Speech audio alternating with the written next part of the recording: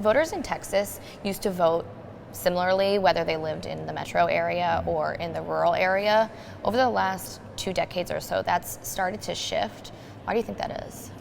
Why that is, I don't know, but it's rural versus urban, and ultimately what I think my colleagues in the Republican Party need to realize is something I've been saying.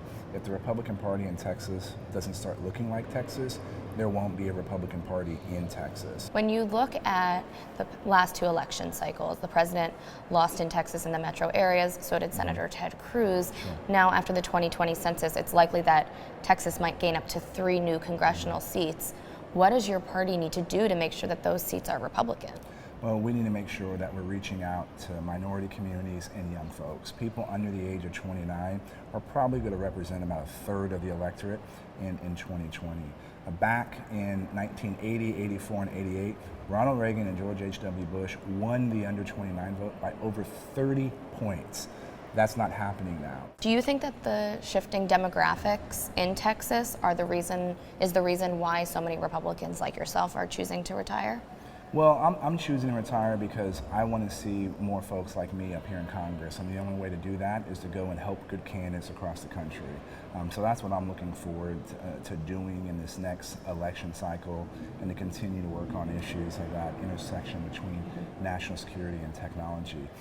But the electorate is different in 2020 than it's going to be than it was in 18 or even 16 or even 2010. And so, but this is the nature of politics. You have to understand how your district evolves over time. Everybody who's decided not to run again, they do it for their own private, personal reasons.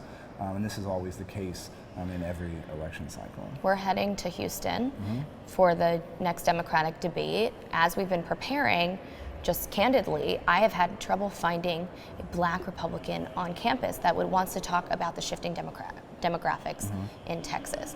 Why do you think that it is still such a problem to reach voters on those college campuses? You got to show up. You got to be there. You know, I was just recently at some college campuses across the country, and I show up and engage and talk about our concern.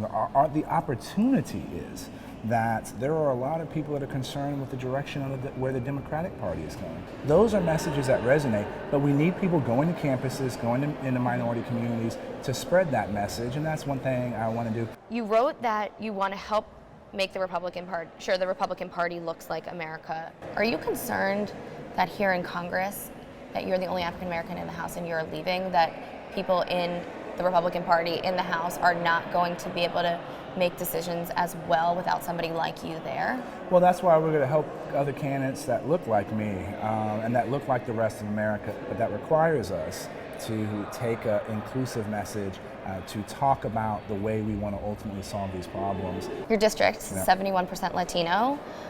What was the conversation like when you were home? Have you seen it shift quite a bit since the beginning of your time in Congress? Well, I don't think it's really shifted much at all. It's still a problem. We need to secure our border.